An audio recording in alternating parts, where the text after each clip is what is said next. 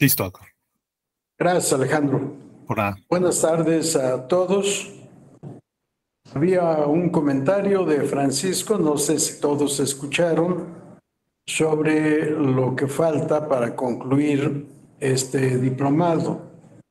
Son 2 módulos y la plática que tendremos el último día, en la que yo participaré nuevamente, y de ahí pues ya tendremos oportunidad de vernos seguramente en algún otro curso, en algún otro diplomado. Pero ¿alguna duda, alguna pregunta u observación respecto del trabajo a realizar, Francisco? Adelante. Sí, si tiene alguna sugerencia o alguna orientación de cómo elaborar el trabajo, pues para que le demos cauce por ahí. Gracias. Sí, bueno, no tanto como sugerencia, es un trabajo sencillo. No me acuerdo en cuántas cuartillas piden, si en 2 o 4 cuartillas. Es un ensayo, obviamente, o quisiera que fuera un ensayo, pero no puede ser. Tiene que ser un trabajo de investigación. Hay muchísimo material sobre ese tema. En todos los libros de derecho probatorio se trata, en los libros de derecho procesal igual, sí, porque es de las facultades que tiene el tribunal para poder ordenar el desahogo de diligencias probatorias, ya sea para perfeccionarlas o para traer a juicio pruebas que no hayan sido aportadas por las partes y que el tribunal considere que hacen falta para poder dictar la sentencia adecuada al caso concreto. A ver, me dicen que se escucha bajito. Alejandro, ¿tú puedes hacer algo para aumentar el volumen? Yo escucho bien, no sé los demás. Yo escucho bien. ¿Sí? No, se escucha bien, yo también lo escucho bien, Bueno, doctor. Se escucha bien. Bueno, perfecto. Vamos a ver entonces si no es la computadora de quien mandó el mensaje. No vi quién era. Fernando Zamora. A lo Correcto. mejor y si le sube el volumen a su computadora, o no sé si con todo y eso no nos escuche bien, porque acá lo escucho perfecto. Perfecto, sí, reviso. los demás compañeros me dicen lo mismo. ¿Ya se escucha mejor, Fernando? Correcto, gracias. Sí, porque a veces depende de nuestra computadora. Yo con mucha frecuencia disminuyo el volumen, pero trato de acordarme cuando hace falta para escuchar bien. De todos modos, si algo pasa, me dicen y con gusto trataremos de arreglar el tema. El trabajo es máximo 4 cuartillas, según lo que voy leyendo de la convocatoria. Correcto. Sí, 4 cuartillas en realidad no es mucho. Tenemos bastante material bibliográfico y el material jurisprudencial también, el material legal, es decir, la normativa que está en los códigos y leyes que hemos ido invocando. La bibliografía toda la han podido ver en el transcurso de las exposiciones, porque he citado a casi todos los autores que tenemos acceso de manera sencilla, sin tanta especialización. Pero, por supuesto, en las bibliotecas podrán encontrar más material para poder desahogar ese trabajo. Sí, un trabajo que debe ser un trabajo digno. No busquen como facultades discrecionales del tribunal o del juzgador, como me he encontrado en algunos trabajos, porque el tema de facultades discrecionales es demasiado amplio. No, debe ser facultades discrecionales en materia probatoria. Ese es nuestro tema de este diplomado, derecho probatorio, por tanto, facultades discrecionales en materia probatoria y no más. Sí, ya hemos leído varios artículos sobre este tema y lo mismo algunas tesis de jurisprudencia, algunas tesis relevantes y bibliografía al respecto. Espero que haya quedado resuelta tu inquietud, Francisco, y para todos los demás, por supuesto. Sí, vamos a continuar el análisis de algunos criterios. Adelante, Fernando. Nada más para comentarle que de repente ya se escucha ahora sí bien, pero sí, al principio el volumen estaba muy bajo, pero ya ahorita se escucha bien, no sé qué le hicieron. Gracias. Bueno, perfecto. Gracias, Fernando. Bien, vamos a continuar con la lectura y análisis de algunos criterios jurisdiccionales ya en el contexto nacional. Ya vimos dos ejemplos de tribunales internacionales, tanto la Corte Interamericana de Derechos Humanos como la Corte Europea de Derechos Humanos. Hemos consultado documentos, tratados internacionales en esta materia. Sabemos ya cuál es la tendencia, que no es ajena, no es diferente a la tendencia que tenemos en nuestro contexto procesal, electoral en especial, pero en términos generales en el contexto del derecho probatorio mexicano. Aquí vamos a ver un tema sobre medidas cautelares en procedimiento especial sancionador local. Esto se dio en el estado de Quintana Roo con motivo de las recientes elecciones de 2021.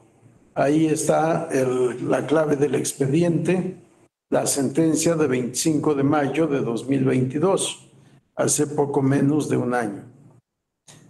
En la parte considerativa de la sala, en este sentido, se reitera el tema de la prueba ilícita. Nos dice, esta sala superior considera infundados los planteamientos de la actora, porque de conformidad con el artículo 16, párrafos 12 y 13 de la Constitución Federal, las comunicaciones privadas son inviolables, aunado a que la ley sancionará penalmente cualquier acto que atente contra la libertad y privacidad de las mismas, excepto cuando sean aportadas de forma voluntaria por alguno de los particulares que participen en ellas.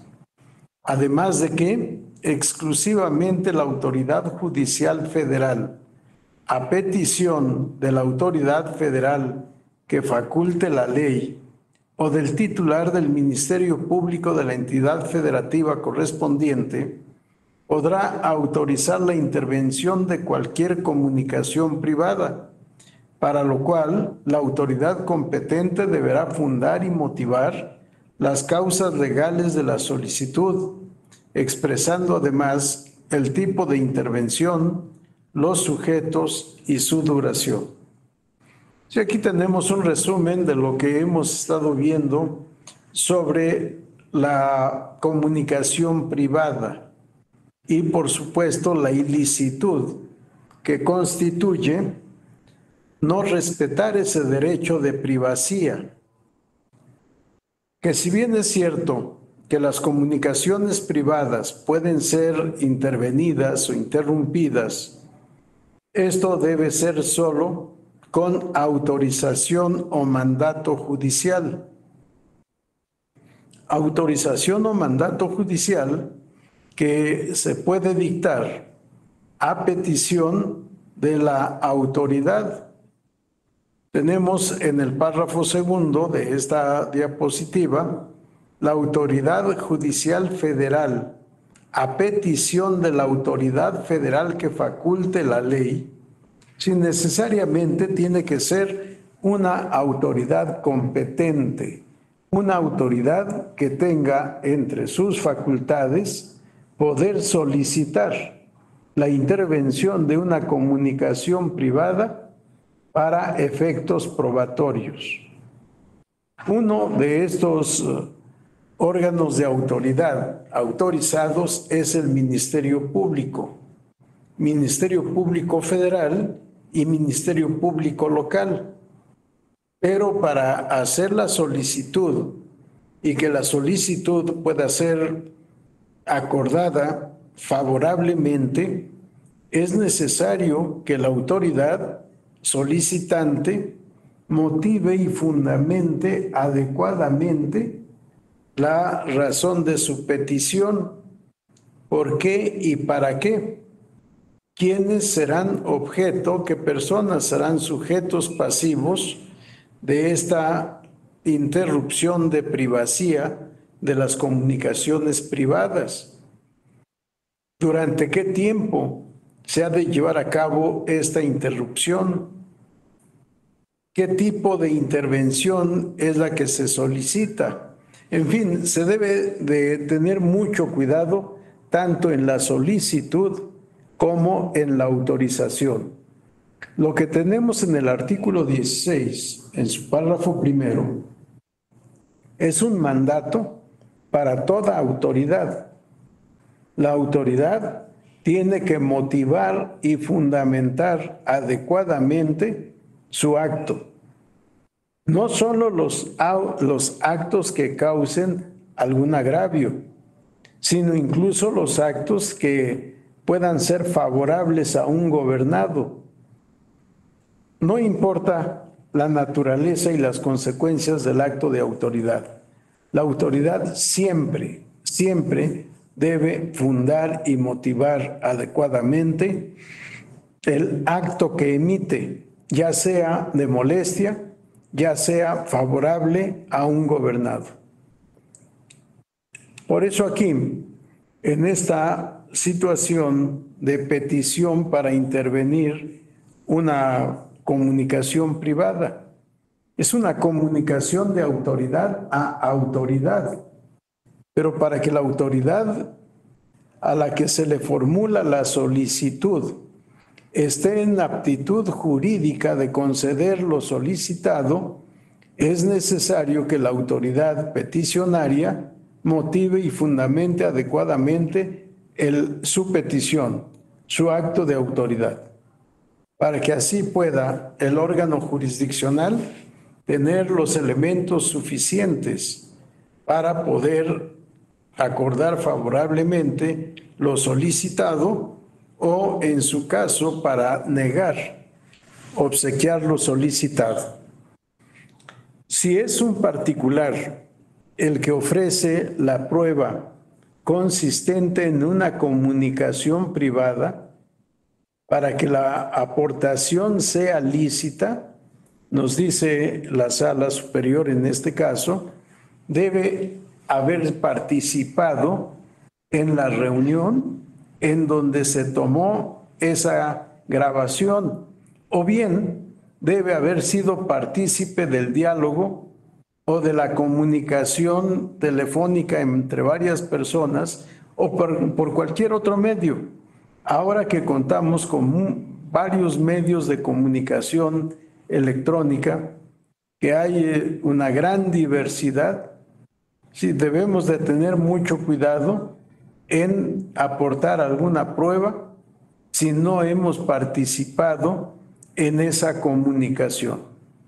Si no hemos participado en la comunicación, no importa cuál haya sido el medio, no podemos ofrecer la prueba, aunque hayamos tomado impresión de lo que se dijo, aunque hayamos tomado fotografías o capturas, como se dice vulgarmente, de la pantalla, de la computadora, del teléfono celular o de cualquier otro medio utilizado.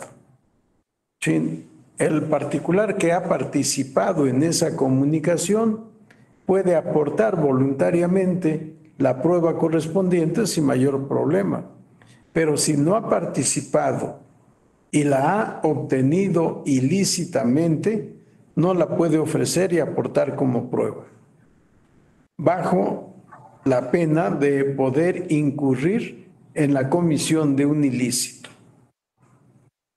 En la Sala Superior, desde hace muchos años, asumimos la determinación de no dar vista al Ministerio Público, pero siempre dejar a salvo el derecho que tiene cualquiera persona afectada para poder presentar denuncia o querella, depende del caso particular, ante el órgano del Ministerio Público encargado de investigar los hechos constitutivos de delitos. Sí, pero el tribunal, por regla, no da vista al Ministerio Público. Bien, vamos a la diapositiva siguiente, por favor, Alejandro.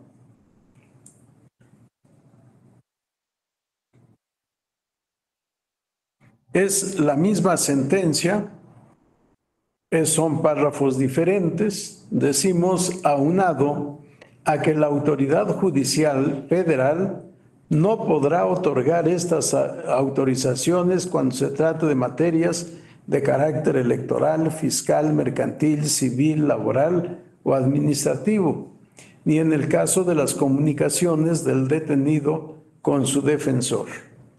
Voy a procurar que el día en que tengamos la última sesión, en la sesión de clausura, pueda tener, si es que existe, la exposición de motivos de esta limitante.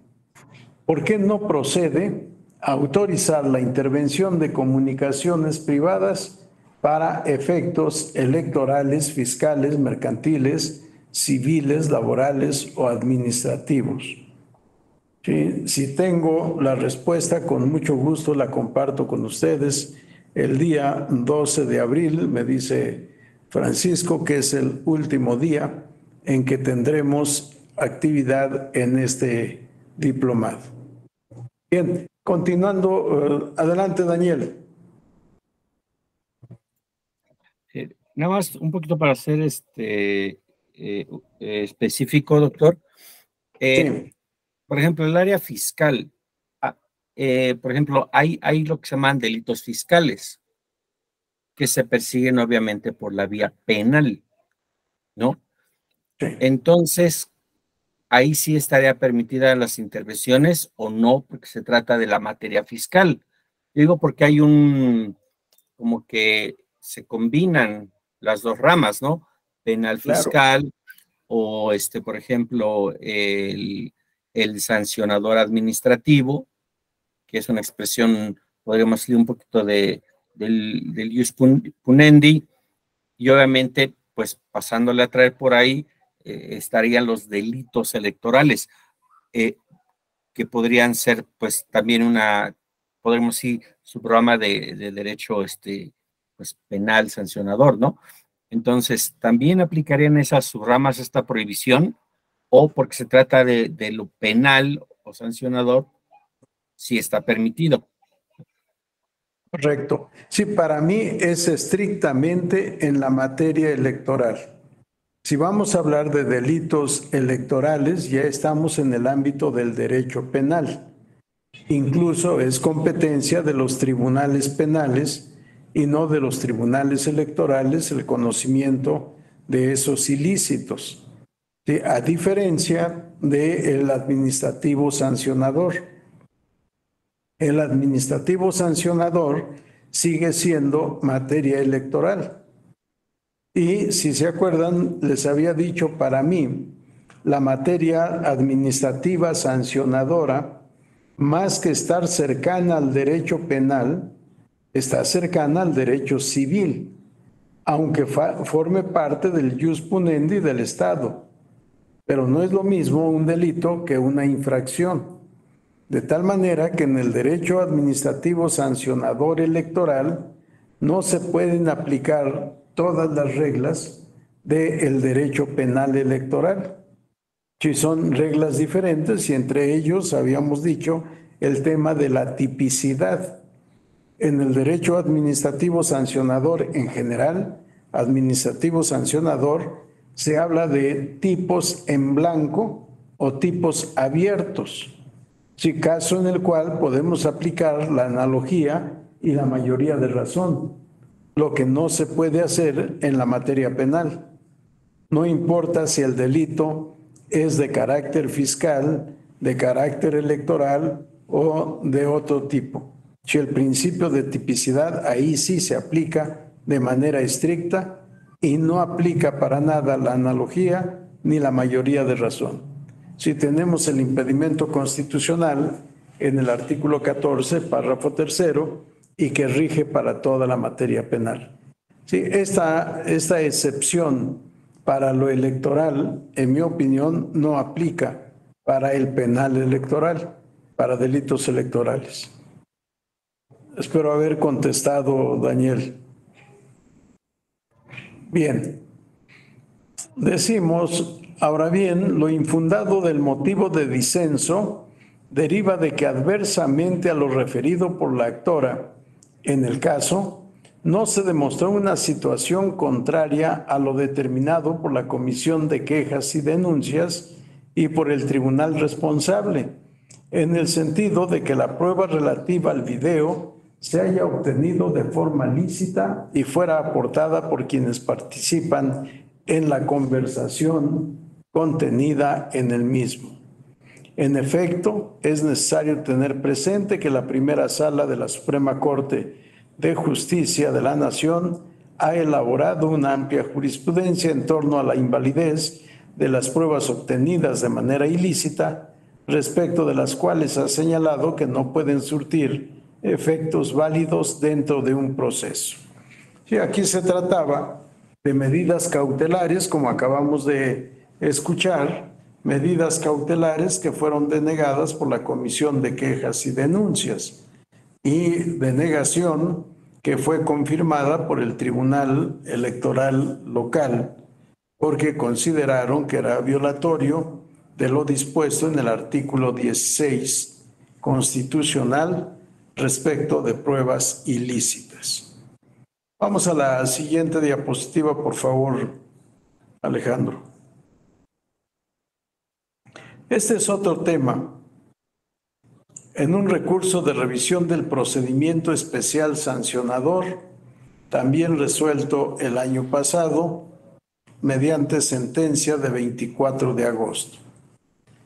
En esta sentencia se argumentó, esta Sala Superior también se ha pronunciado en el sentido de que, por prueba ilícita, debe entenderse propiamente el medio de prueba que, aportado al procedimiento o al proceso, tiene su fuente en una acción o actividad violatoria de las normas constitucionales o legales, por lo que una consecuencia de esa ilicitud estriba en que el medio de prueba aportado no deba ser admitido y por tanto deba ser excluida de la valoración de todos los medios aportados que de la valoración lleve a cabo la autoridad competente.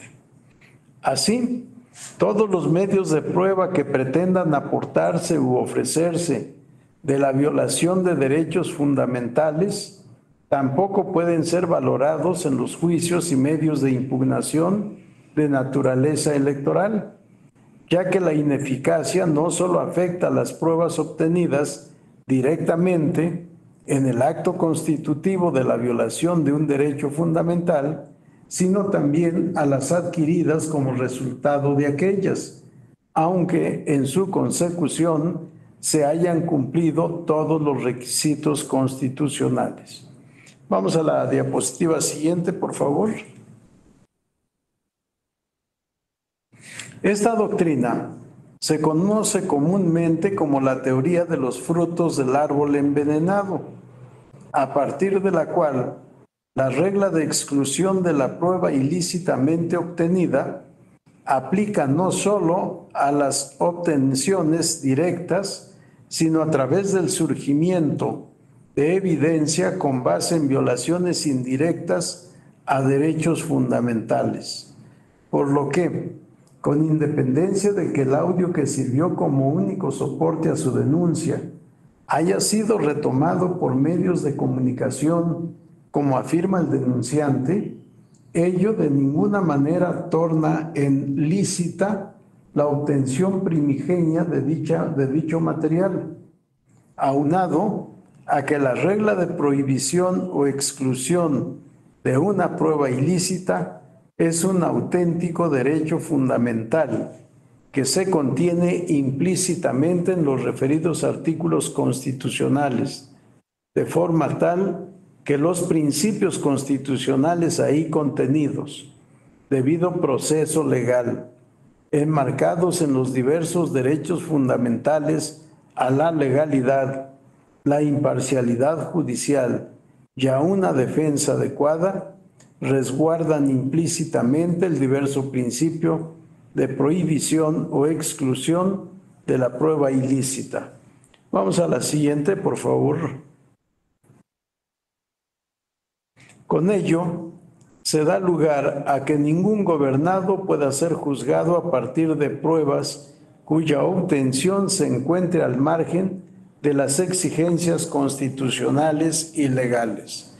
De ahí que el hecho de que el sujeto cuyas comunicaciones fueron ilegalmente intervenidas haya promovido distintos medios de defensa para salvaguardar sus derechos fundamentales resulta un argumento ineficaz para pretenderle dotar de valor probatorio alguno al resultado de tal intervención. Regresamos a la diapositiva anterior, por favor, Alejandro. Gracias. Este tema que está ahí destacado, la doctrina de los frutos del árbol envenenado, son expresiones que para mí no deberían de usarse en el contexto del derecho, pero es común el uso de estas expresiones en el derecho anglosajón, que es de donde hemos tomado traducida la expresión frutos del árbol envenenado. Si el árbol está envenenado, consecuentemente sus frutos son venenosos también están envenenados y por tanto harán el mismo daño que el árbol directamente.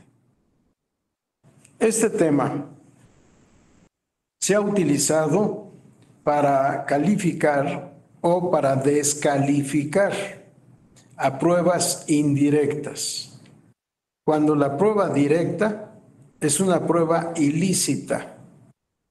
Estamos hablando en todos estos temas de intervención de comunicaciones telefónicas o en general por medios electrónicos. Solo los que participan en la conversación o en el diálogo, depende de su naturaleza, del caso concreto, solo los que participan en el diálogo o en la conversación pueden disponer, grabar y poder difundir, porque es parte de su derecho a la reserva y parte de su derecho a la información. Quieren informar lo que platicó con otros, no hay problema si lo hace voluntariamente. Pero si es un tercero quien graba, quien obtiene un testigo de esa conversación sin haber obtenido autorización judicial, está elaborando una prueba ilícita, porque está violando el principio constitucional de secrecía de las comunicaciones privadas. En este caso, hubo a un líder partidista, hubo intervención en sus comunicaciones, se grabaron las conversaciones en que participó este líder de partido. Posteriormente, en un programa de televisión, se hizo pública esta grabación y la retomaron otros medios de comunicación, periódicos, estaciones de radio, canales de televisión, por supuesto, en sus noticiarios. Y publicaron esto que se había videograbado y que se hizo del conocimiento público en un programa abierto de denuncia en televisión. Al ser reproducido por los medios impresos, por periódicos. Quien quiso hacer uso de esta comunicación intervenida para presentar una denuncia por hechos ilícitos electorales, ofreció como prueba los recursos periodísticos, los recursos de periódico, perdón, los recortes de periódico. Sí, ahí estaba reproducido lo que se había grabado en una intervención sin autorización judicial. Y pedía, por supuesto, que se tomaran como prueba de su parte, como prueba de su denuncia, esas notas periodísticas. Y le dijeron no, porque estas pruebas no son pruebas directas. Esto es reproducción de lo que se dijo en aquel programa de televisión en el que se hizo pública la grabación obtenida sin autorización judicial. En consecuencia, esa grabación fue ilícita por contravenir un precepto constitucional, por contravenir un derecho constitucional a la secrecía en las comunicaciones. Y el hecho de que hayas ofrecido como prueba no la grabación, sino lo reproducido en medios, en periódicos, en papel, en diarios, no desnaturaliza su carácter ilícito, porque deriva de la prueba ilícita. Y por tanto, si su causa, si su fuente es una fuente ilícita, esta prueba que estás ofreciendo, aunque está bien obtenida y bien ofrecida, sigue afectada de la misma ilicitud. Por eso la invocación a la teoría de los frutos del árbol envenenado. Si la causa, si el origen es una prueba ilícita, la consecuencia es también prueba ilícita. Y por eso no se tomó en consideración, en este caso, en que se promovió este recurso de revisión del procedimiento especial sancionador. ¿Alguna pregunta, comentario, observación? Fernando, te veo con ganas de hablar. Sí, es que a mí me queda duda. Sí. Por cuanto a la licitud, porque, bueno, en materia electoral se está abriendo a que se presenten otro tipo de pruebas de las que comúnmente se obsequian, que la documental, por ejemplo, que es la prueba clásica, como son periciales, sobre todo en violencia política en razón de género. Entonces me quedé pensando en cuanto a la ilicitud de la prueba, porque también están ofreciendo, sobre todo, conversaciones en redes sociales, en chats, y presentan las impresiones nada más. ¿Qué tan lícito son esas conversaciones en chats que están superando a las conversaciones vía telefónica, porque utilizan más las redes? Por eso me quedé pensando en eso, como si son lícitas o no son lícitas esas conversaciones, que inclusive hasta telefónicas, pero vía una red social conocida. Claro, claro. Sí, la conversación en sí misma es lícita, la conversación. La intervención o grabación de la conversación depende de quién sea el grabador. Si graba uno de los que intervienen en la conversación, la grabación es lícita porque es su conversación, con otro por supuesto, pero es su conversación. Por tanto, la grabación es válida. Si esa grabación o una impresión de esa grabación la aportara como prueba, no habría ilicitud. Pero si es un tercero el que interviene en la comunicación, entonces sí hay ilicitud, porque el tercero es tercero, no participó en la conversación. Por tanto, no es suya esa información, no es su participación. Por tanto, no puede disponer de ella para ofrecerla como prueba. Esto lo vamos a ver en otra tesis que, si no mal recuerdo, es de la Corte y que hace referencia no tanto todavía a las redes sociales, aunque me parece que sí hay alguna que hace referencia a redes sociales, pero lo más común en las tesis ha sido la conversación por vía telefónica, por teléfono móvil. Sí, pero el tema de licitud o ilicitud no varía con independencia de cuál sea el medio utilizado. ¿Sí? Bien, si no hay alguna otra intervención, continuamos con la otra diapositiva. Seguimos, por favor, Alejandro. La que sigue. Vamos a criterios de la Suprema Corte de Justicia de la Nación y de tribunales colegiados de circuito. Vamos a la siguiente, por favor. Prueba ilícita. El derecho fundamental de su prohibición o exclusión del proceso está contenido implícitamente en los artículos 14, 16, 17 y 20, apartado A, fracción novena, y 102, apartado A, párrafo segundo, constitucionales, en su texto anterior a la reforma publicada en el Diario Oficial de la Federación el 18 de junio de 2008.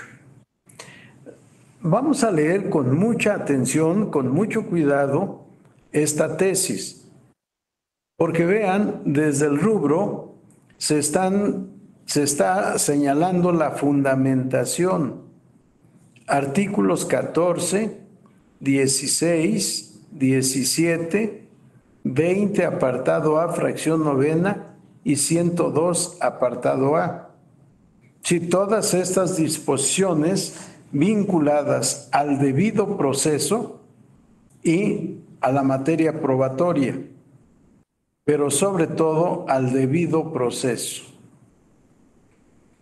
Nos dice la Suprema Corte de Justicia de la Nación: el proceso penal, entendido lato sensu como uno de los límites naturales al ejercicio del ius punendi estatal, así como dentro de un contexto de Estado social y democrático de derecho, como una herramienta jurídica institucionalizada para solucionar controversias sociales, se encuentra imbuido de diversas prerrogativas constitucionales, entre ellas el derecho fundamental al debido proceso, que entre otras aristas jurídicas pugna por la búsqueda legal y el ofrecimiento de pruebas dentro de un proceso.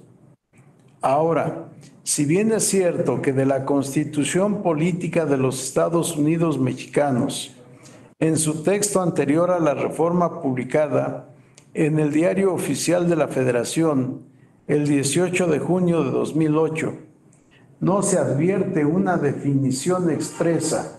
Vamos a la diapositiva siguiente.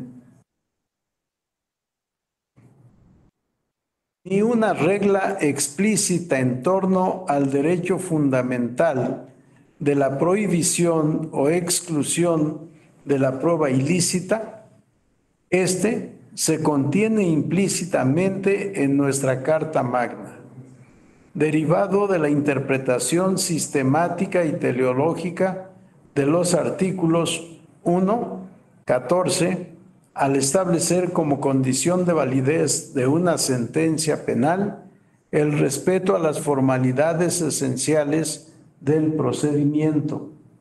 2, 16, en el que se consagra un principio de legalidad lato sensu. 3, 17, por cuanto se refiere a que los jueces se conduzcan con imparcialidad. 4. 20, apartado A, fracción novena, en que se consagra el derecho a una defensa adecuada en favor de todo inculpado. Y quinta, 102, apartado A, párrafo segundo, en el que se establece un diverso principio de legalidad específico para la institución del Ministerio Público durante el desarrollo de su función persecutora de delitos. En ese tenor, los principios constitucionales del debido proceso legal, enmarcados en los diversos derechos fundamentales a la legalidad, la imparcialidad judicial y a una defensa adecuada, resguardan implícitamente el diverso principio de prohibición o exclusión de la prueba ilícita, dando lugar a que ningún...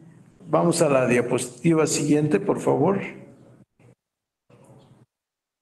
Dando lugar a que ningún gobernado pueda ser juzgado a partir de pruebas cuya obtención se encuentre al margen de las exigencias constitucionales y legales. Por tanto, todo lo obtenido así debe excluirse del proceso a partir del cual se pretende el descubrimiento de la verdad.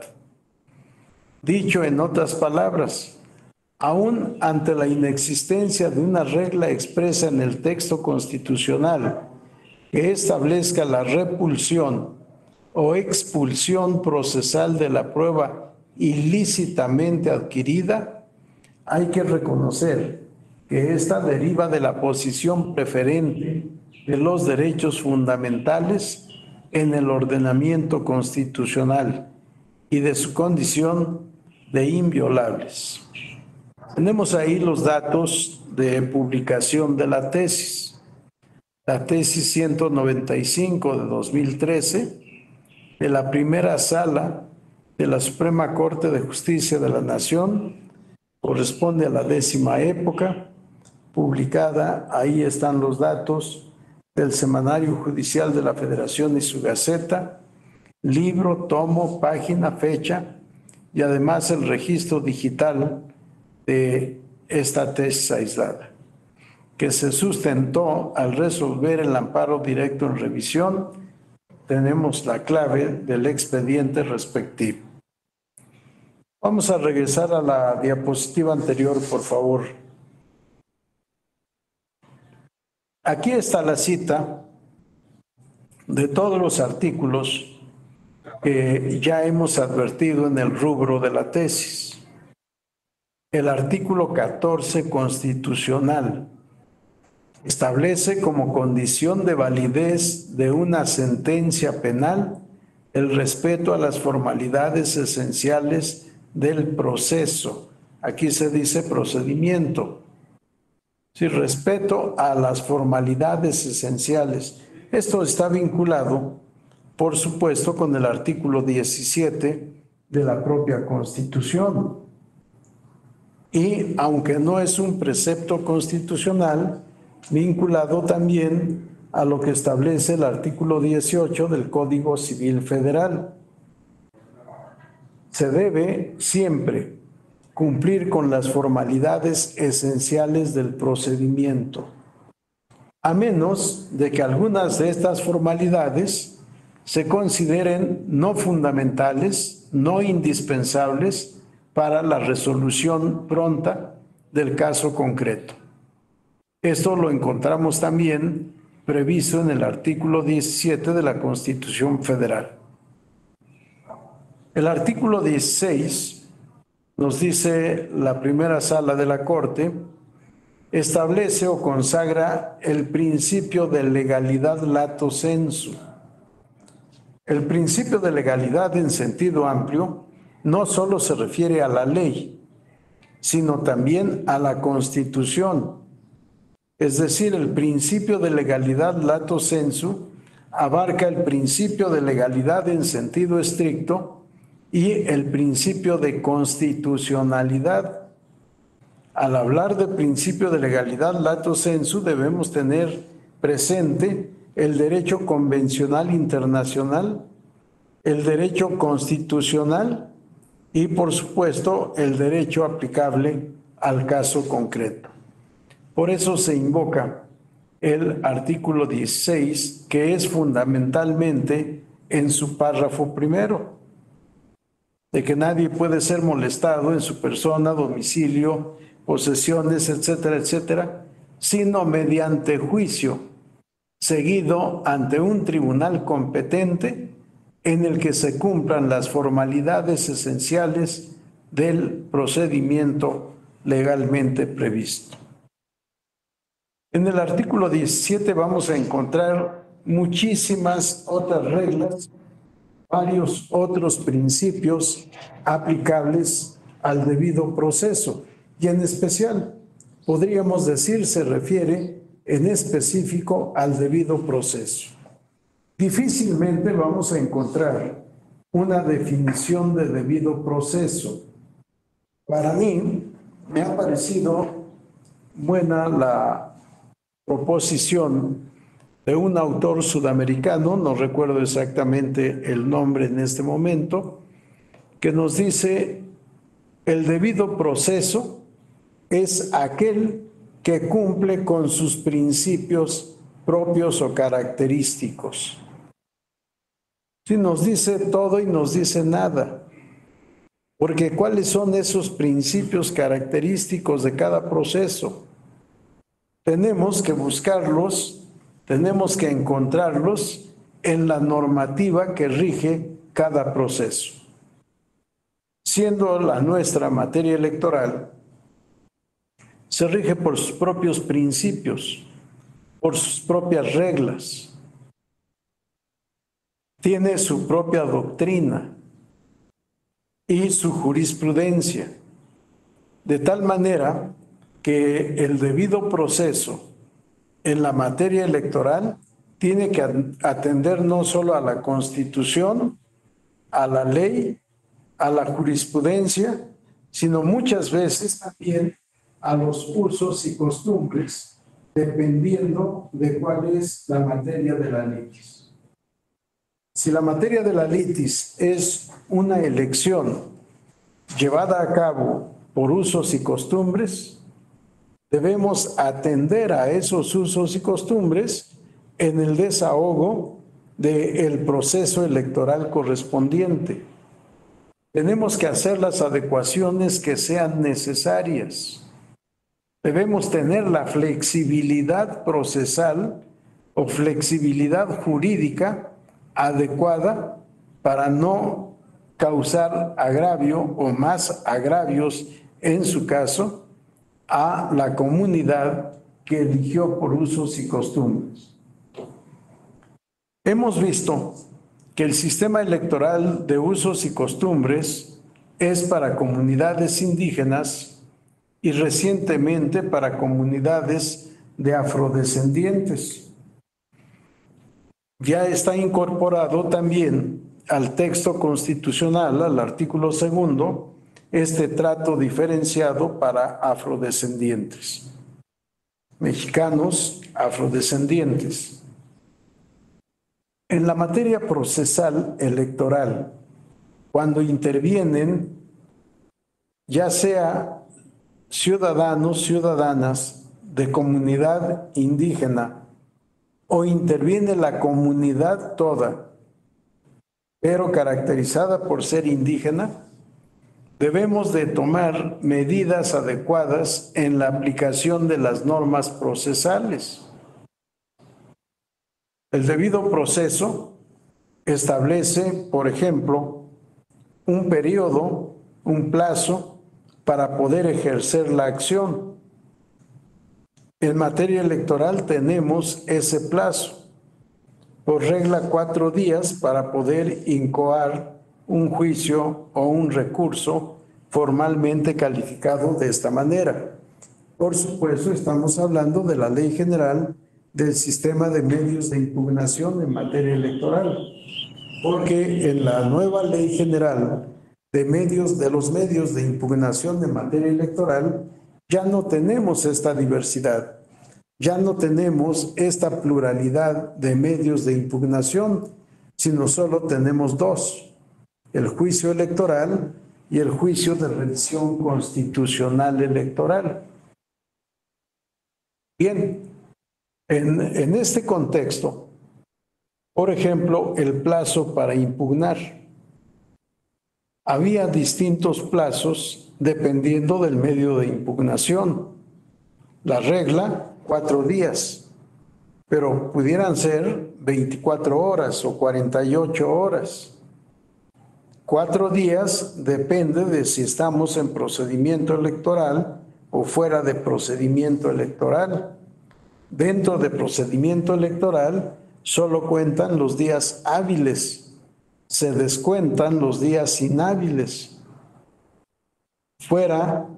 Dentro de procedimiento electoral, todos los días y horas son hábiles.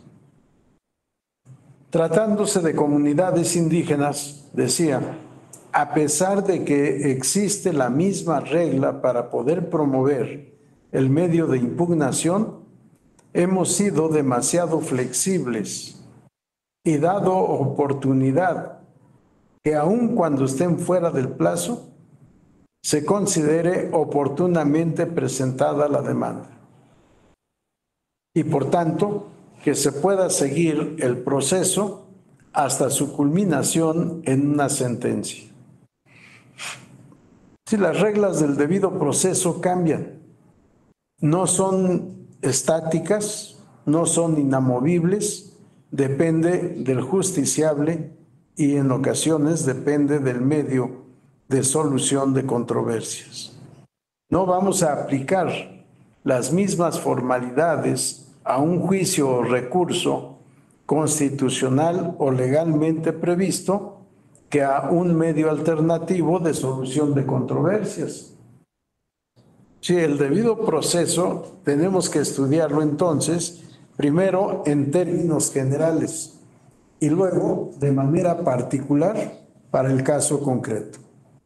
Y en materia probatoria tenemos también tesis de jurisprudencia de no aplicar las reglas del derecho probatorio con la misma rigidez que si se tratara de una comunidad no indígena. Para las comunidades indígenas, las reglas de ofrecimiento, aportación, preparación y desahogo de pruebas es mucho más laxo, es menos estricto. Y con ello no estamos rompiendo las reglas del debido proceso, sino adecuando el proceso a las circunstancias del o los justiciables.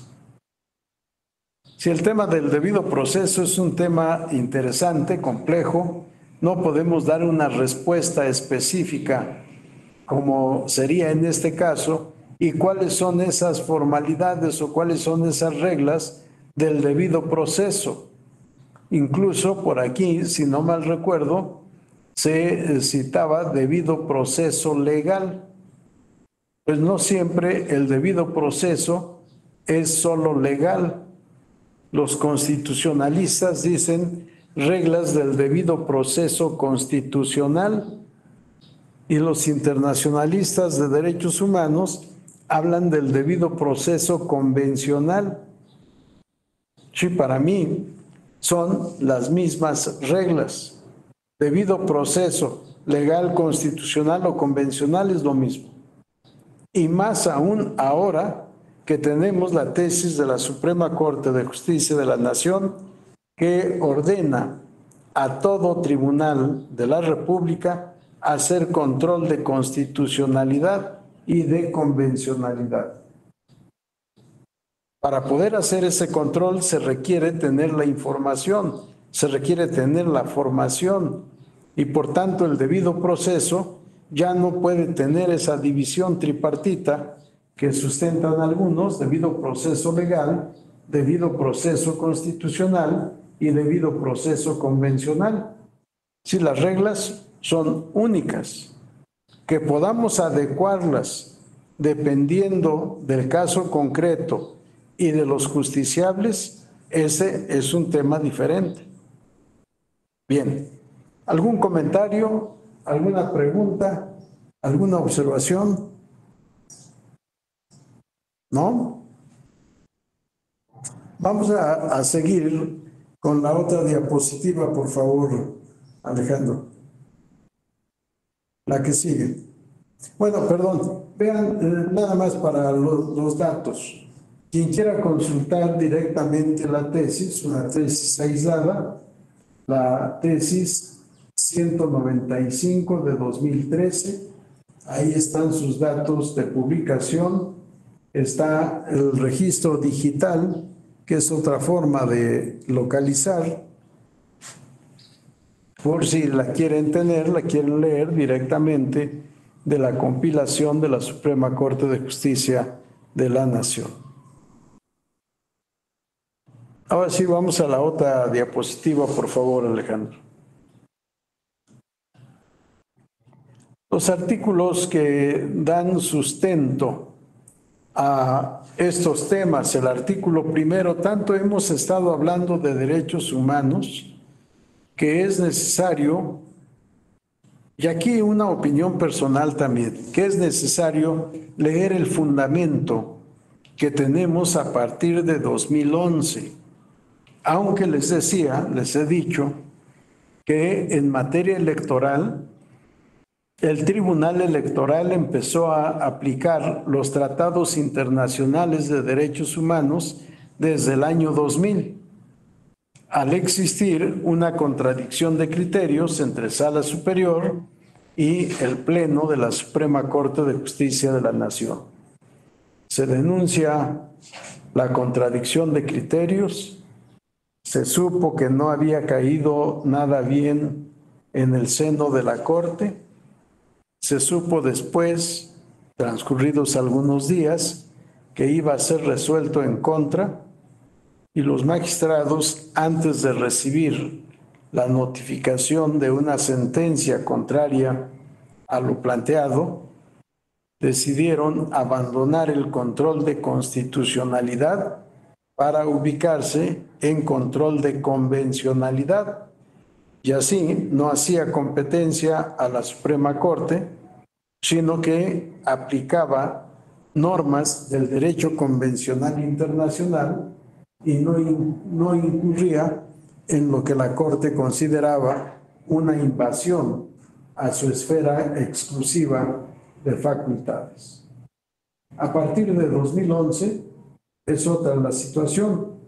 Se reforma el título del capítulo primero de la Constitución y el texto del artículo primero para establecer lo siguiente.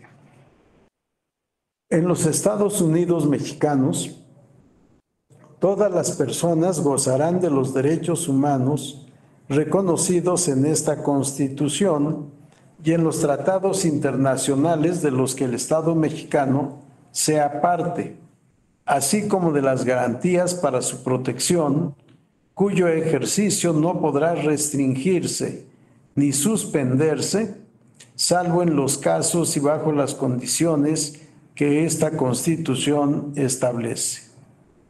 Las normas relativas a los derechos humanos se interpretarán de conformidad con esta Constitución y con los tratados internacionales de la materia, favoreciendo en todo tiempo a las personas la protección más amplia. Vamos a la diapositiva siguiente, por favor, Alejandro. Todas las autoridades, en el ámbito de sus competencias, tienen la obligación de promover, respetar, proteger y garantizar los derechos humanos de conformidad con los principios de universalidad, interdependencia, indivisibilidad y progresividad. En consecuencia, el Estado deberá prevenir, investigar, sancionar y reparar las violaciones a los derechos humanos en los términos que establezca la ley. Vamos a la diapositiva siguiente, por favor. Artículo 14, que ya quedó citado en los precedentes que hemos leído. A ninguna ley se dará efecto retroactivo en perjuicio de persona alguna. Nadie podrá ser privado de la libertad o de sus propiedades, posesiones o derechos, sino mediante juicio seguido ante los tribunales previamente establecidos, en el que se cumplan las formalidades esenciales del procedimiento y conforme a las leyes expedidas con anterioridad al hecho. En los juicios del orden criminal queda prohibido imponer, por simple analogía y aún por mayoría de razón, pena alguna que no esté decretada por una ley exactamente aplicable al delito de que se trata. Y párrafo cuarto, en los juicios del orden civil, la sentencia definitiva deberá ser conforme a la letra o a la interpretación jurídica de la ley, y a falta de esta se fundará en los principios generales del derecho. Aquí encontramos las reglas del debido proceso. Están fundamentalmente en el párrafo segundo del artículo 14 de la Constitución. La limitante que tenemos en materia penal en el párrafo tercero. No se puede imponer una sanción solo por analogía y tampoco por mayoría de razón. La sanción a imponer debe estar expresamente prevista en la ley aplicable al caso concreto. Conocemos el principio nullum crimen sine lege, nullum pena sine lege. No hay nulidad sin ley, no hay sanción sin ley. Y lo previsto en la ley debe ser exactamente aplicable a lo sucedido en la realidad social en el caso concreto. A diferencia, en la materia civil, que es todo lo que no es penal, por tanto está lo electoral, está todas las demás ramas del derecho que no son derecho penal, bajo el rubro derecho civil o materia civil. En estos casos, la sentencia podrá ser conforme a la letra o a la interpretación jurídica de la ley, y a falta de esta se ha de fundar en los principios generales del derecho. Vamos a la diapositiva siguiente, por favor. Artículo 16. Nadie puede ser molestado en su persona, familia, domicilio, papeles o posesiones, sino en virtud de mandamiento escrito de la autoridad competente que funde y motive la causa legal del procedimiento.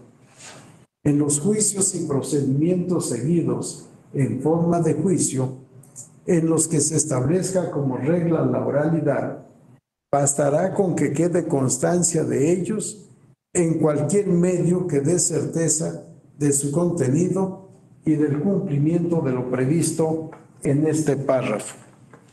Y luego el párrafo 13. Las comunicaciones privadas son inviolables. La ley sancionará penalmente cualquier acto que atente contra la libertad y privacidad de las mismas, excepto cuando sean aportadas de forma voluntaria por alguno de los particulares que participen en ellas. El juez valorará el alcance de estas siempre y cuando contengan información. Vamos a la siguiente diapositiva. Siempre y cuando contengan información relativa a la comisión de un delito. En ningún caso se admitirán comunicaciones que violen el deber de confidencialidad que establezca la ley. Exclusivamente, la autoridad judicial federal, a petición de la autoridad federal que faculte la ley, o el titular del Ministerio Público de la entidad correspondiente, podrá autorizar la intervención de cualquier comunicación privada. Para ello, la autoridad competente deberá fundar y motivar las causas legales de la solicitud, expresando además el tipo de intervención, los sujetos de la misma y su duración. La autoridad judicial federal no podrá otorgar estas autorizaciones cuando se trate de materias de carácter electoral, fiscal, mercantil, civil, laboral o administrativo, ni en el caso de las comunicaciones del detenido con su defensor. Ya habíamos dicho, párrafos primero, 13º y 14º. ¿Algún comentario hasta esta parte? ¿Alguna pregunta u observación? Ahorita que pasaba el 14 de la irretroactividad de la ley, hay algunas autoridades a las que no les queda clara ese primer párrafo. Tienes razón, y más aún cuando hay suspensión, ahí ya no sabemos qué hacer. Sí, porque se torna una situación difícil. Acabamos de ver cómo el ministro en turno en la Suprema Corte ordenó la suspensión de la aplicación del decreto. Seguimos muchos preguntándonos si esta suspensión afecta a todo el decreto o solo a determinados artículos. Porque en la materia procesal electoral tenemos el problema específico. Es una nueva ley. La ley en sí misma es violatoria de la Constitución. Se impugnó en estos medios de impugnación presentados ante la Corte. Es un tema complicado. Me parece que la Sala Superior va a emitir algún acuerdo, algún pronunciamiento al respecto. Ojalá venga a disipar varias dudas y a evitar el entorpecimiento de la defensa de los derechos de las ciudadanas y ciudadanos que necesitan participar o que participan por decisión propia en la vida política del país. Bien, vamos a continuar entonces, si no hay alguna otra intervención. Vamos por favor a la diapositiva siguiente, Alejandro. El artículo 17 contiene también muchísimas disposiciones interesantes.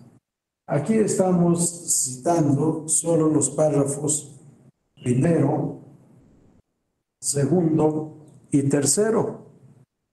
Si el primero, que prohíbe la venganza privada o la violencia como medio para hacer valer los derechos o para exigir el cumplimiento de los deberes a cargo de otros.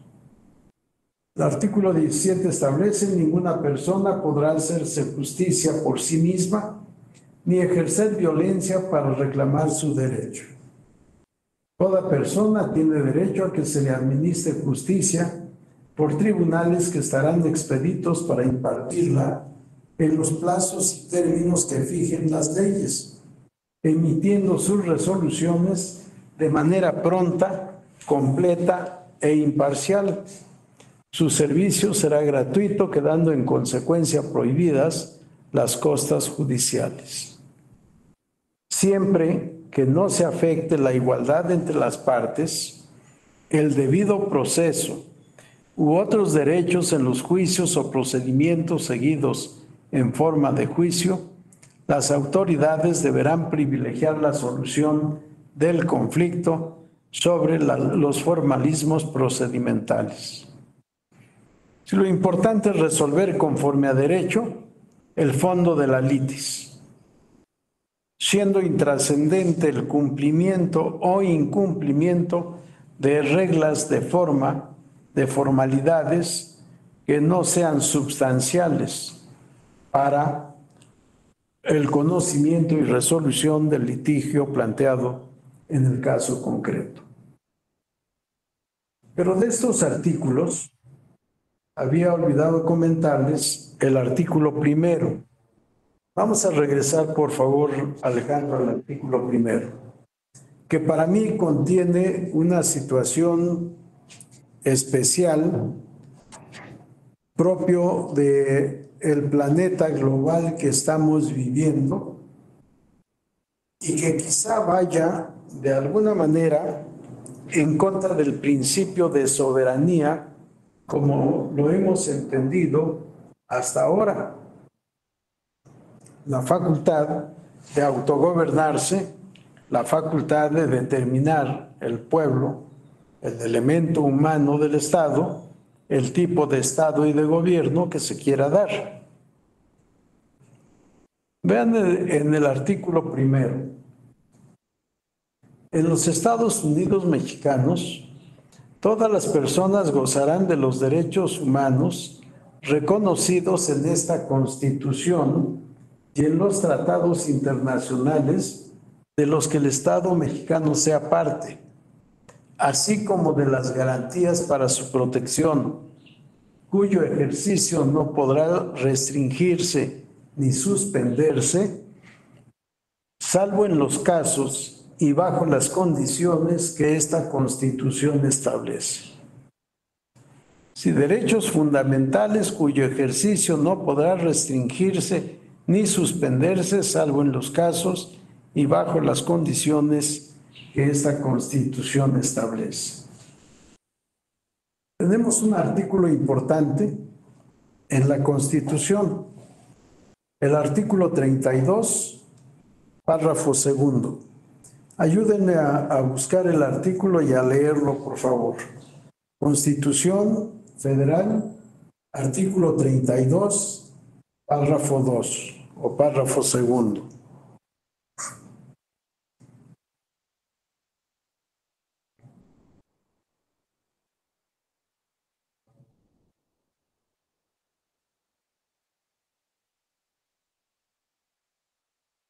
¿Alguien más vaya buscando, por favor, la Ley General de Instituciones y Procedimientos Electorales? Si no mal recuerdo, es el artículo 88 o por ahí cerca, que establece los requisitos para ser miembro de mesa directiva de casilla. Está por el 83 más o menos. Adelante, Fernando.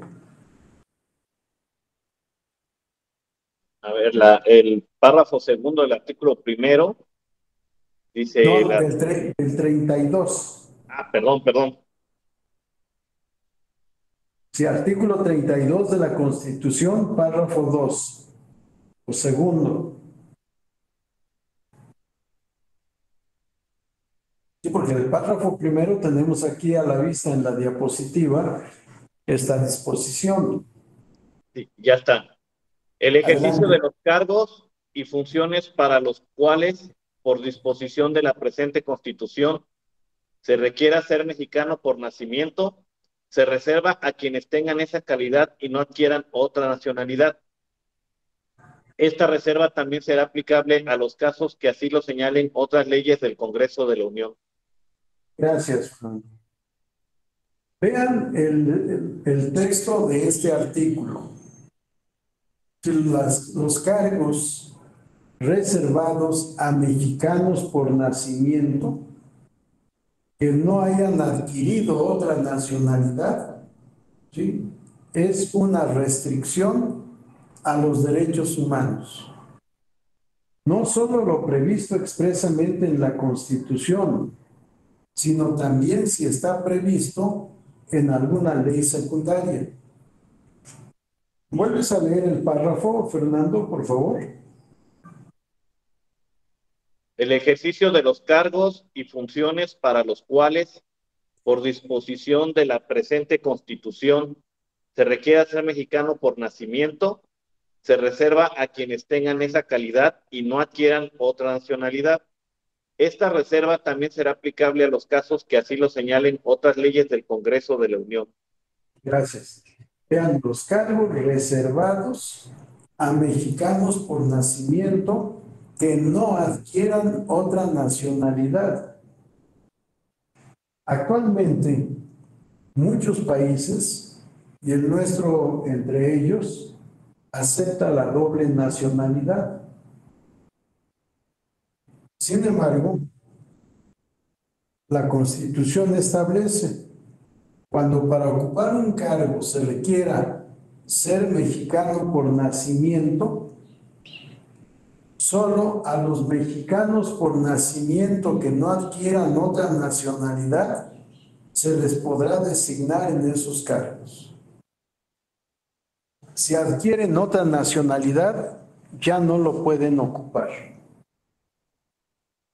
Esta es una restricción constitucional a derechos humanos. Vamos al artículo 35 de la propia Constitución, si no mal recuerdo, es fracción séptima o fracción quinta, la que se refiere a ocupar cargos públicos.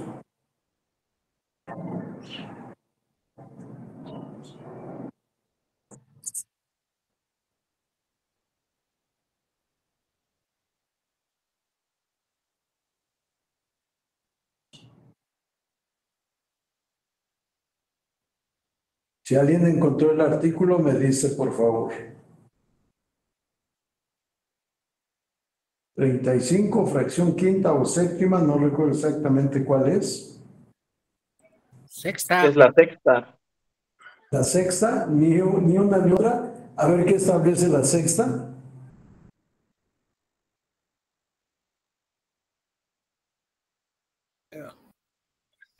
Poder ser nombrado para cualquier empleo o comisión del servicio público, teniendo las calidades que establezca la ley.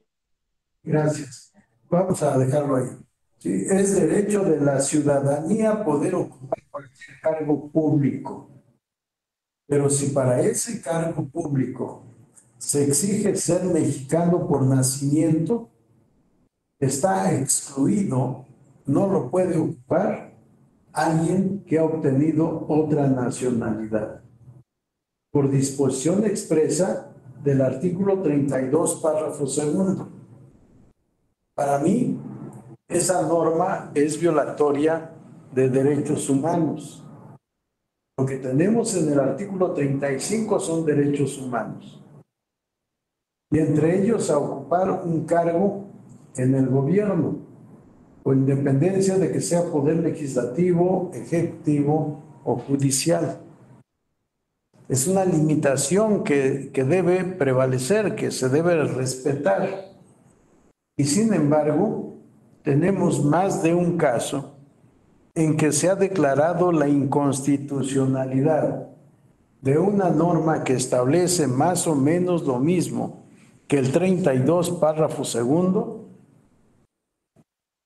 no obstante que su fundamento constitucional está justamente en el artículo 32, párrafo segundo.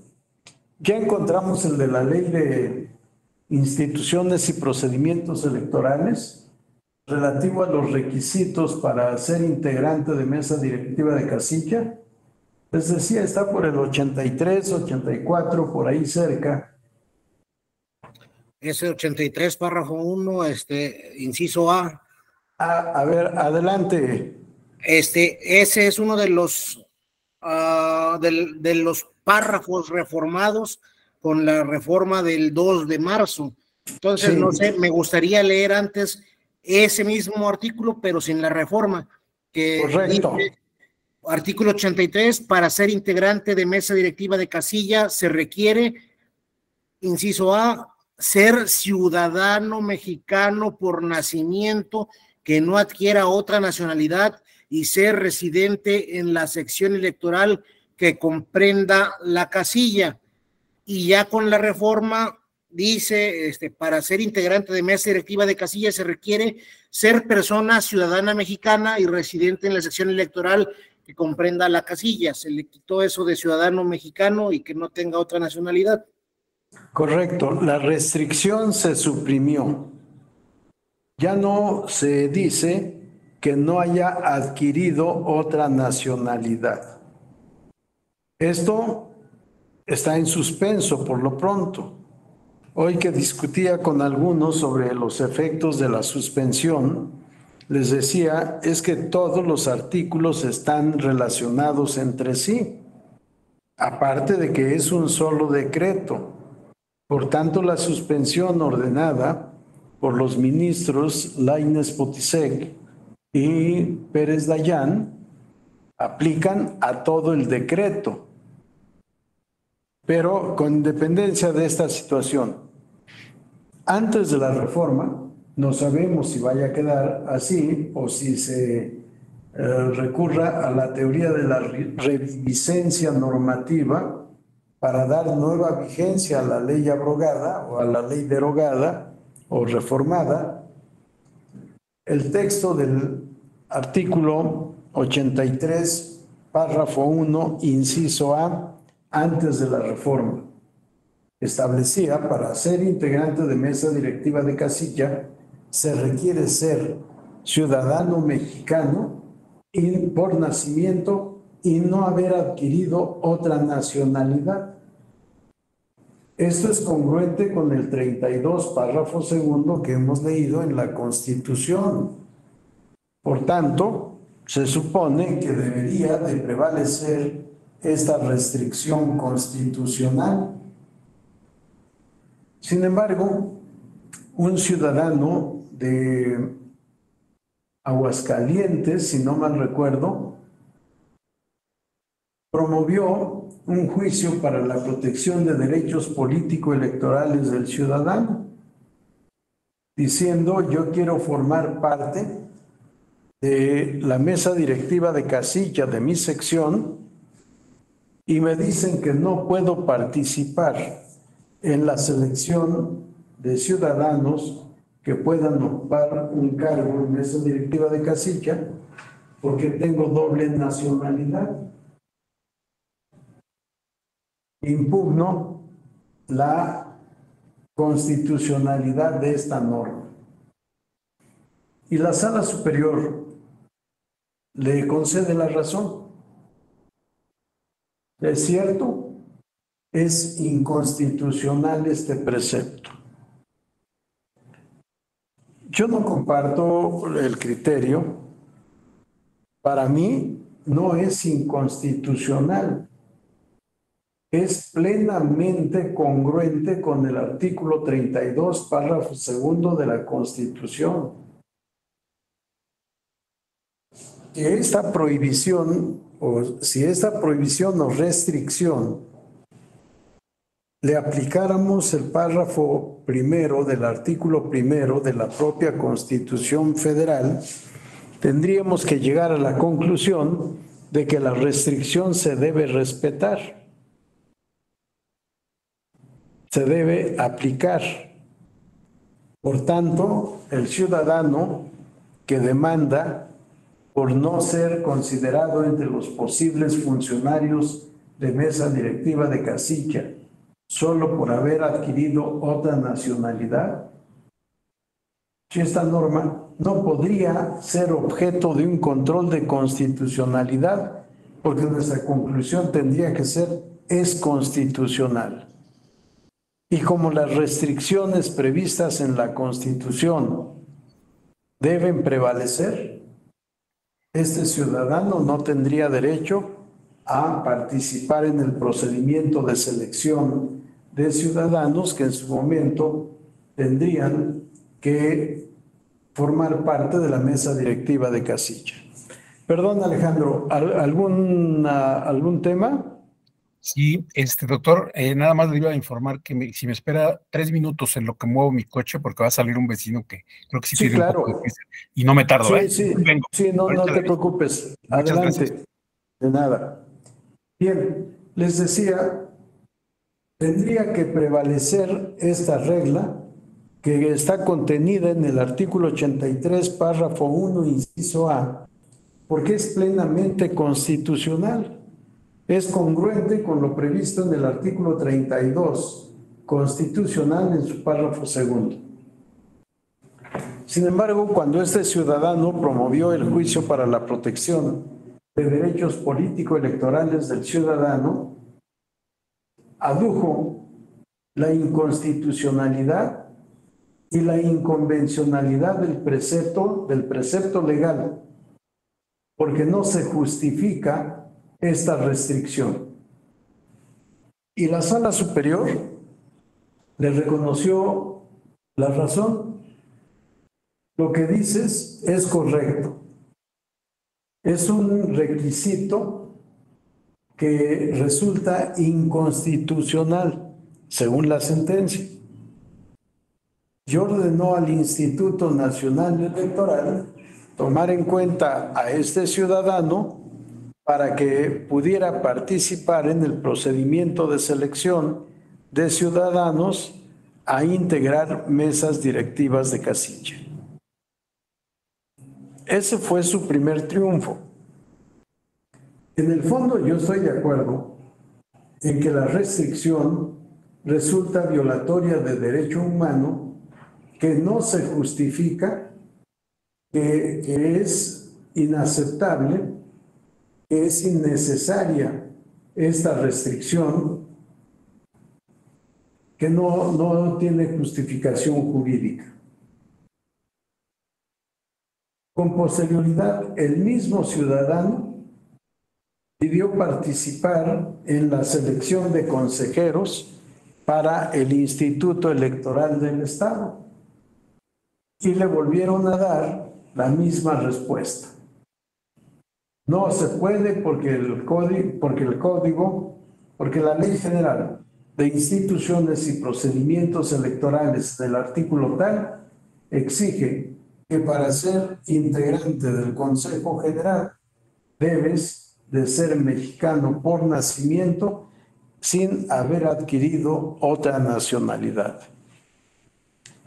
El ciudadano promueve otro juicio de protección de derechos político-electorales del ciudadano, vuelve a aducir lo mismo que argumentó en su primera demanda y el tribunal resuelve a su favor y declara inconstitucional la norma legal. Pero realmente, para mí, lo que se está haciendo es declarar la inconvencionalidad de una norma constitucional. Esto por aquello de que no podrán restringirse ni suspenderse los derechos humanos, salvo en los casos y bajo las condiciones que esta Constitución establece. Ya hay tesis aislada de la Suprema Corte de Justicia de la Nación que establece que las restricciones constitucionales a derechos humanos se deben aplicar, que rigen y están por encima de los tratados, porque la Constitución es la única ley suprema de la Unión. Yo no comparto este criterio de la Corte. Para mí, en el mundo globalizado en el que vivimos ahora, los tratados internacionales tuteladores de derechos humanos son tratados, son convenios que tienen una fuerza jurídica supranacional, más allá de lo previsto en la legislación nacional, incluida la Constitución, de tal suerte que tendríamos que modificar nuestra Constitución para poder derogar esta prohibición, esta restricción o limitante contenida en el párrafo segundo del artículo 32 constitucional. O, cuando menos, acotarla y decir que solo será aplicable para determinados cargos de responsabilidad. Cargos que de alguna manera tengan vinculación con la seguridad nacional, con la integridad del territorio nacional. Si no acotamos, para mí nuestro precepto constitucional es inconvencional. No se pueden aplicar las restricciones en los términos de la Constitución. Se tiene que demostrar que esa restricción que tiene la Constitución es necesaria, es proporcional y es adecuada. De lo contrario, no debe aplicar. Gracias, Alejandro. ¿Algún comentario? ¿Alguna observación? ¿Pregunta? Adelante, Olegario. Sí, doctor, buenas tardes a todos. Buenas tardes. Hay otra contradicción que veo dentro de la elegibilidad de candidatos, que es el requisito que establece el artículo 38 de la propia Constitución, donde dice: los derechos o prerrogativas de los ciudadanos se suspenden, fracción primera, por falta de cumplimiento sin causa justificada de cualquiera de las obligaciones que impone el artículo 36. Esta suspensión durará 1 año y se impondrá además de las otras penas que por el mismo hecho señalará en la ley. Al respecto, el artículo 36 de la Constitución, nada más su fracción primera, establece que, dice, artículo 36, son obligaciones del ciudadano de la República, fracción primera, inscribirse en el catastro de la municipalidad, manifestando la propiedad que el mismo ciudadano tenga, la industria, profesión o trabajo de que subsista, así como también inscribirse en el Registro Nacional de Ciudadanos en los términos que determinen las leyes. Bueno, nada más con esa obligación del ciudadano que no cumple al momento de registrarse, pues creo que ya está incumpliendo con su elegibilidad, ¿no? O sea, si no está al corriente de los impuestos, antes creo que era una obligación manifestar bajo protesta de verdad que se encontraba al corriente de sus impuestos. Sin embargo, ahora ya no existe esa obligación, sin embargo, está en la Constitución. Considero Sí, que claro. pudiera ser.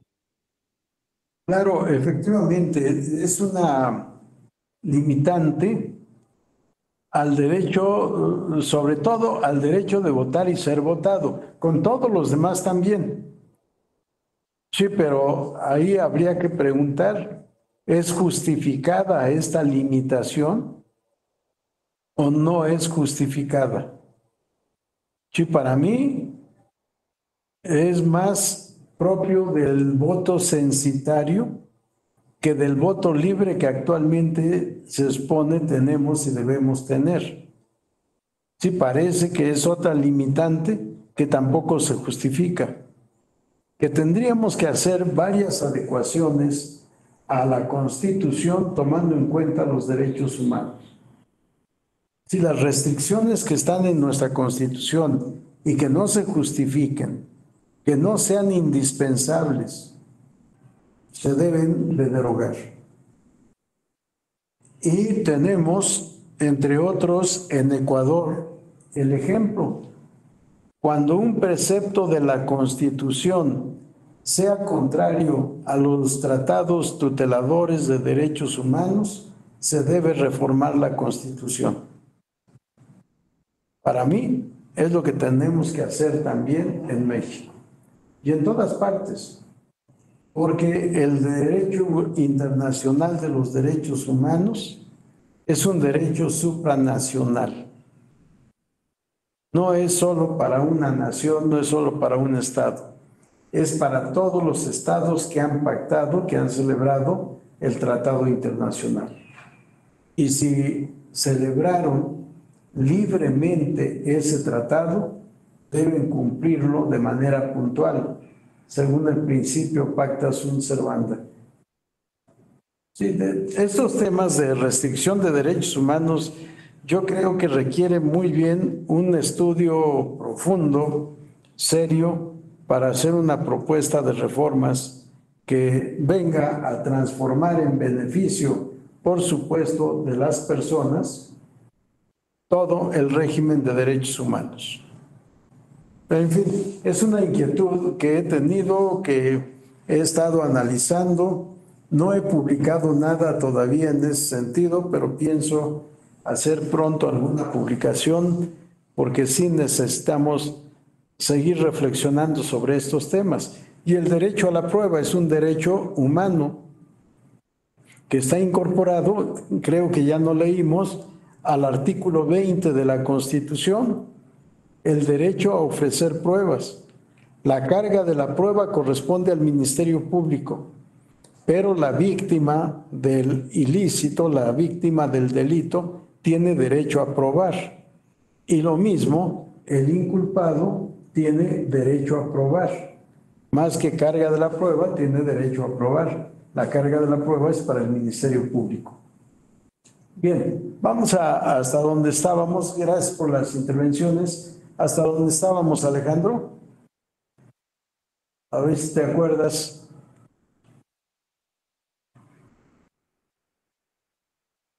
A ver, pero... A ver, la anterior. Este es el artículo 17. Vamos al siguiente.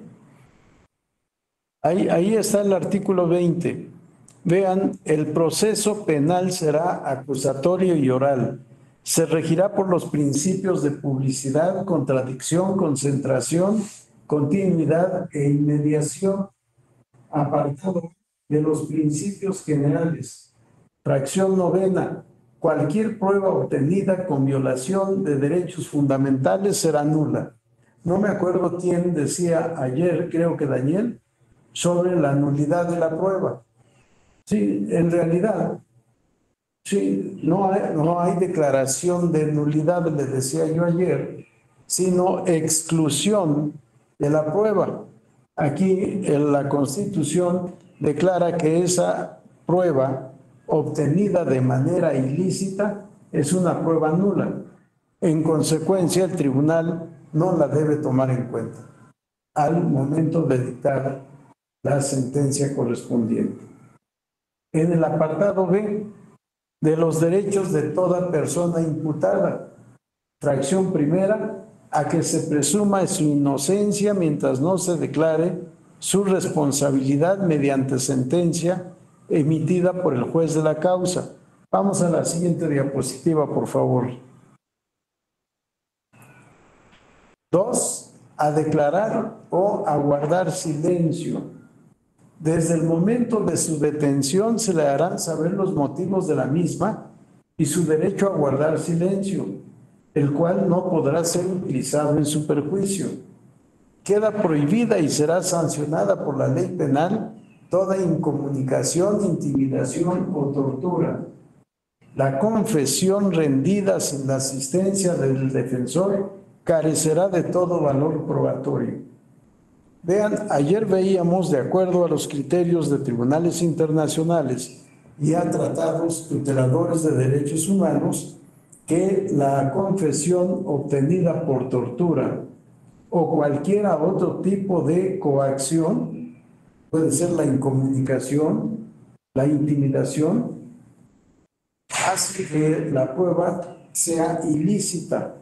Aquí tenemos una causa específica de ilicitud. La confesión rendida sin la asistencia del defensor carecerá de todo valor probatorio. Es decir, lo mismo que se establece en el apartado A. Es una prueba nula. Y no estamos hablando de tratos inhumanos, de coacción, no estamos hablando de tortura, nada. Pudo haber sido una confesión espontánea, pero no estuvo el defensor, la prueba es ilícita por las circunstancias en que fue emitida. Sí, veamos cómo el tema de la ilicitud de la prueba es un tema sumamente amplio, en donde tenemos que explorar todavía muchísimo. Vamos a la siguiente diapositiva, Alejandro, por favor. Vamos a la siguiente, dejaremos el artículo 102. Flagrancia.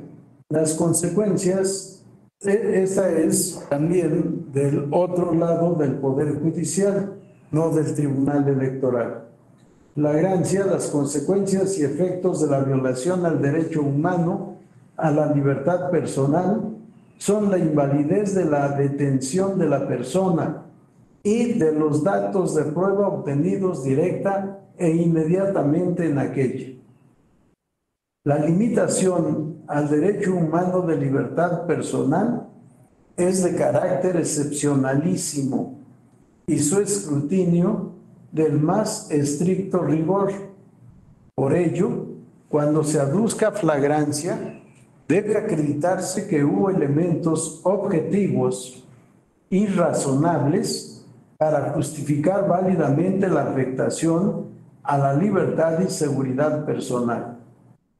Ello es así, en principio, porque toda persona tiene no solo la legítima expectativa, sino el derecho a no ser molestada por la autoridad, salvo por causas justificadas.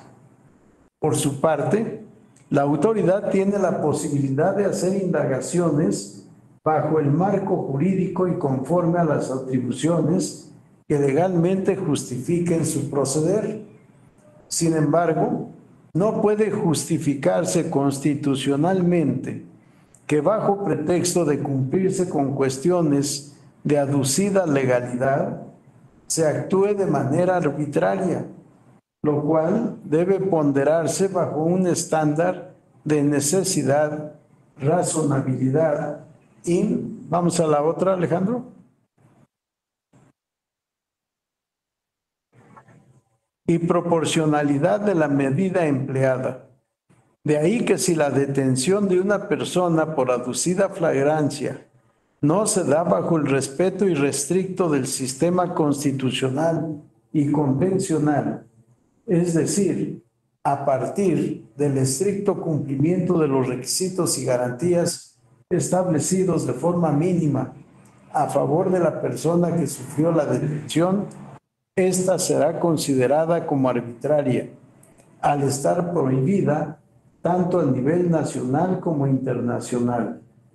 Las consecuencias y efectos de la vulneración a lo anterior son la invalidez legal de la propia detención, así como de los datos de prueba obtenidos de forma directa e inmediata con motivo de la misma.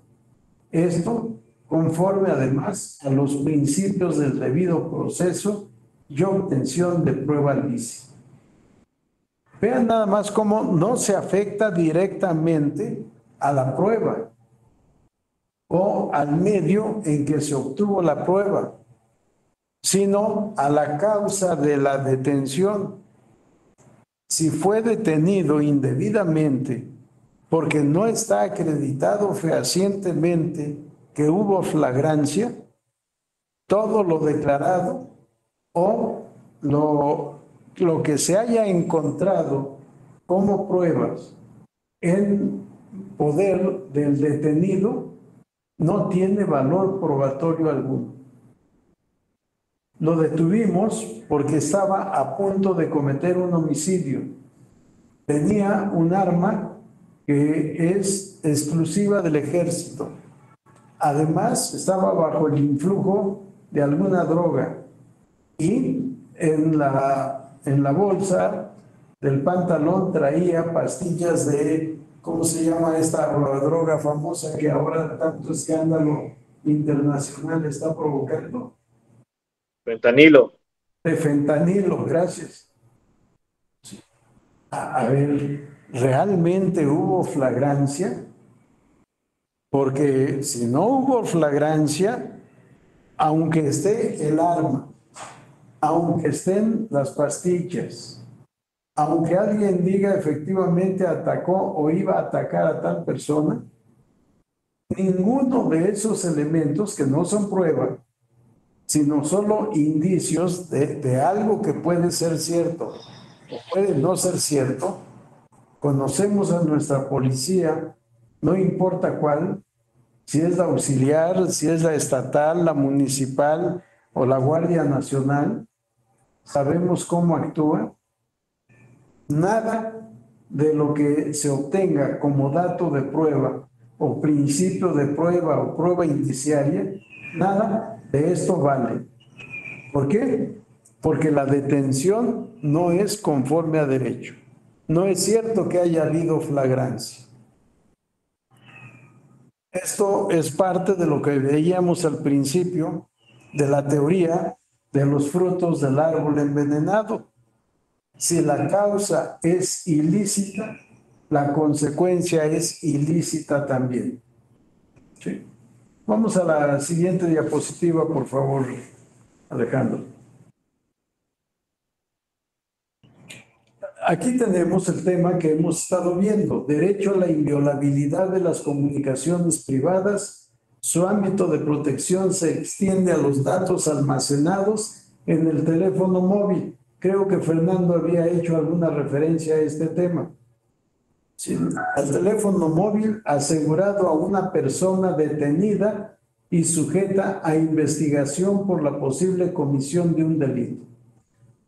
En términos del artículo 16 de la Constitución Política de los Estados Unidos Mexicanos, para intervenir una comunicación privada se requiere autorización exclusiva de la autoridad judicial federal, a petición de la autoridad federal que faculte la ley o del titular del Ministerio Público de la entidad federativa correspondiente, por lo que todas las formas existentes de comunicación, todas las formas existentes de comunicación y las que son fruto de la evolución tecnológica deben protegerse por el derecho fundamental a su inviolabilidad, como sucede con el teléfono móvil, en el que se guarda información clasificada como privada por la primera sala de la Suprema Corte de Justicia de la Nación. Y ahí que el ámbito de protección del derecho a la inviolabilidad de las comunicaciones privadas se extiende a los datos almacenados en tal dispositivo, ya sea en forma de texto, audio. Adelante, por favor, Alejandro. Ya sea en forma de texto, audio. Seguimos, por favor.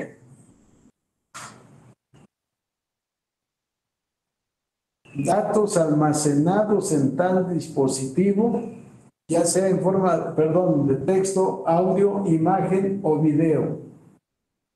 Por lo anterior, no existe razón para restringir ese derecho a cualquier persona por la sola circunstancia de haber sido detenida y estar sujeta a investigación por la posible comisión de un delito.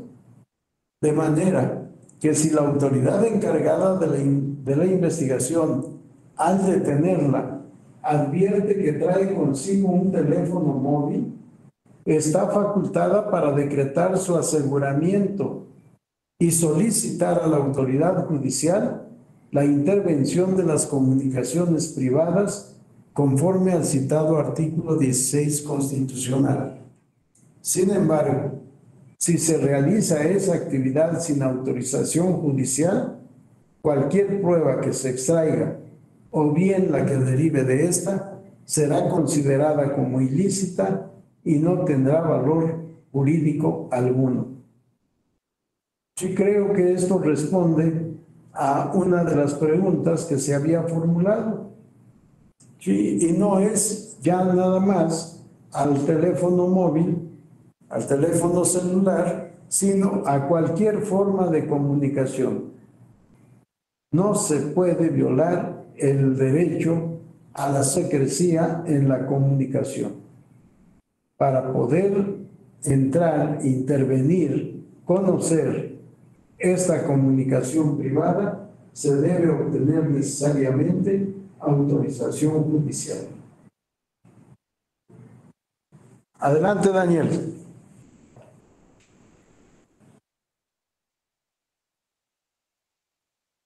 Tu micrófono, Daniel.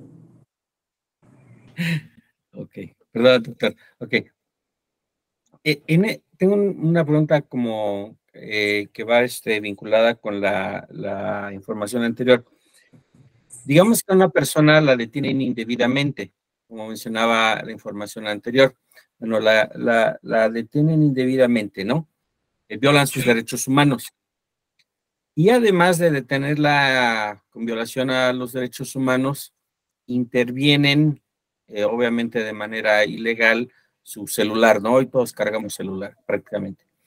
Entonces, intervienen y sacan información personal, a lo mejor hasta de cuentas bancarias que trae ahí o lo que sea, ¿no?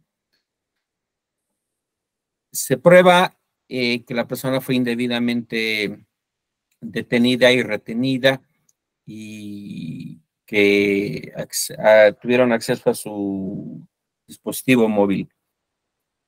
Como fue en violación a derechos humanos, obviamente se le deja en libertad a la persona. ¿En qué responsabilidad, qué responsabilidad tendría el Estado en cuanto a daños? Al daño moral ocasionado. Ajá. Por supuesto que toda la responsabilidad. Aquí ya estamos ante un problema civil, reparación del daño moral por actuación arbitraria de los órganos de autoridad o auxiliares de la autoridad. Depende quién haya llevado a cabo esa conducta. Y por supuesto que sí se puede demandar la reparación del daño moral. El derecho a la secrecía, el derecho a la reserva es parte de, y por supuesto el derecho a la libertad y el derecho a la tranquilidad. Serían muchos derechos de contenido moral los que fuesen violados, los que fuesen infringidos por una detención arbitraria. Y por tanto, el que ha sido agraviado puede demandar al Estado la reparación del daño. Y obviamente también podría promover un procedimiento administrativo también para que los servidores públicos sean sancionados administrativamente por su actuar irregular, ¿no? Ah, claro. Sí, pero no es tanto que sean castigados lo que nos interesa quizá, o no iba por ahí la pregunta. Sí, la pregunta es reparación del daño, pero por supuesto que sí también podemos pedir el inicio del procedimiento disciplinario correspondiente. Y dependiendo del nivel del servidor público que ha incurrido en esa conducta arbitraria, pudiera incluso ser sometido a juicio político. Sí, depende del caso concreto. Adelante, Olegario. Micrófono, Olegario. Micrófono, Olegario, no te escuchamos. Sí, perdón. En un procedimiento sancionador, pues ejerce las facultades como Ministerio Público, en este caso, la unidad técnica de lo contencioso, ¿no? Es la que investiga y remite el expediente al órgano jurisdiccional electoral. En este caso, como bien dice el artículo 16 de la Constitución Federal, que en materia electoral no está autorizada la intervención de las comunicaciones por una autoridad judicial. Sin embargo, en un procedimiento sancionatorio pudiera autorizarse esa intervención, dado que la unidad técnica de lo contencioso actúa como Ministerio Público y por lo tanto, pues sobre todo en violencia política de género, pudieran autorizarse, ¿no? Esa intervención.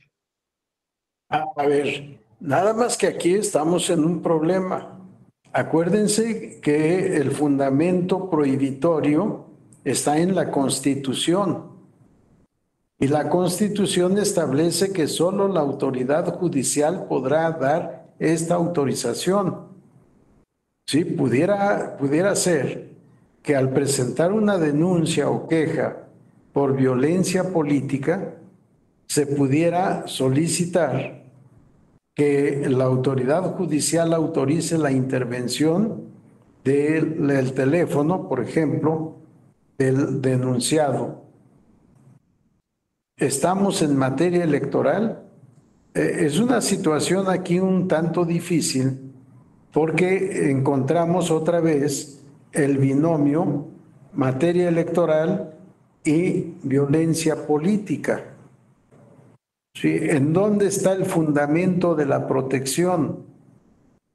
Si se trata de mujeres, pues tal vez encontremos más la protección en los tratados internacionales y en la Ley General de Acceso de las Mujeres a una vida libre de violencia.